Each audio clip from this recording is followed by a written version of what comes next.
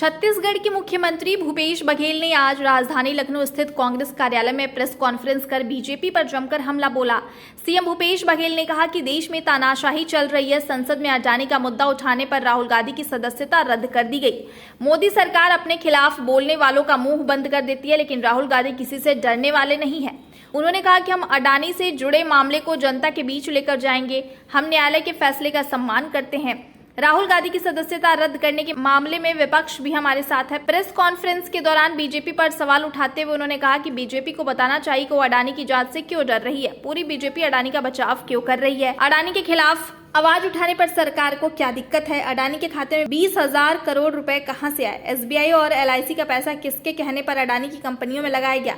प्रधानमंत्री नरेंद्र मोदी और अडानी का क्या संबंध है। सीएम भूपेश बघेल ने आगे कहा कि राहुल गांधी के संसद में अडानी से जुड़े भाषण को भी हटा दिया गया। पहली बार सत्ता पक्ष ने 3 दिनों तक लोकसभा नहीं चलने दिया। इसके अलावा मानहानि के मामले में 2 साल की अधिकतम सजा भी दी गई है। प्रधानमंत्री साहब विदेश गए, डिफेंस में जो चीनी नागरिक है उसके साथ मिलकर काम किया गया।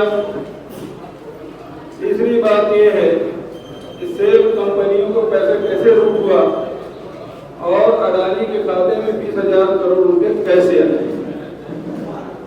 इन सवालों के जवाब न भारतीय जनता पार्टी के नेता दे रहे हैं, न ही प्रधानमंत्री जी कुछ बोल रहे हैं, बल्कि कहा यह जा रहा है कि अडानी पे हमला भारत पर हमला है और इस मुद्दे को लगातार दूसरी दिशा में ले जाने की कोशिश भारतीय जनता पार्टी के द्वारा की जा रही है। आपने देखा होगा, आप सब बुद्धिजीवी हैं, कि दुनिया में जो तानाशाह है उसकी लंबी सूची है। चाहे हिटलर हो, मुसोलिनी हो, स्टालिन हो, सद्दाम हुसैन हो, गद्दाफी से लेकर किम जोंग तक, और इन लोगों के काम करने के ढंग से हम सब परिचित हैं। फिल्में बनी है, डॉक्यूमेंट्री फिल्में बनी है, वो सब उपलब्ध है। 2 काम इनके होते हैं। एक तो वह इस बात से बहुत डरता है कि लोग उससे डरना बंद ना करें। डरता इसलिए है कि लोग डरना बंद ना करें। और दूसरा, वो अपने विरोधियों के मुंह बंद कर देना चाहते हैं, चुप करा देना चाहते हैं, और बात नहीं बनती तो रास्ते से हटाने के लिए किसी स्तर पे जा सकते हैं। और इतिहास में इस घटना से हम सब वाकिफ हैं।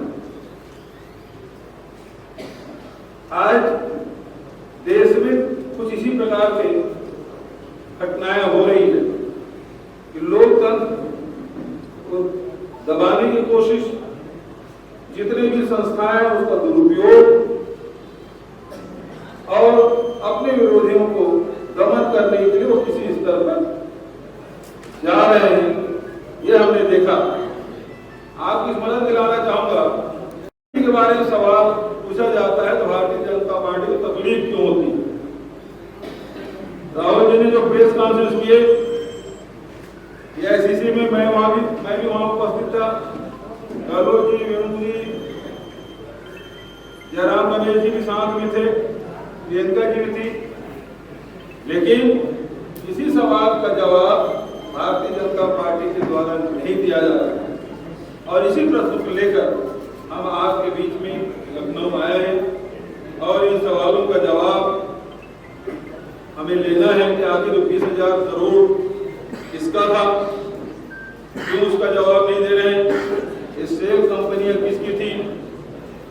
और दूसरी बात, जब ये कंपनी लगातार शेयर गिर रहे थे और 60% तक गिर गया, तब हमारे एसबीआई के, एलआईसी के पैसे किसके आदेश पर अडानी के कंपनी में लगाया जा रहा था।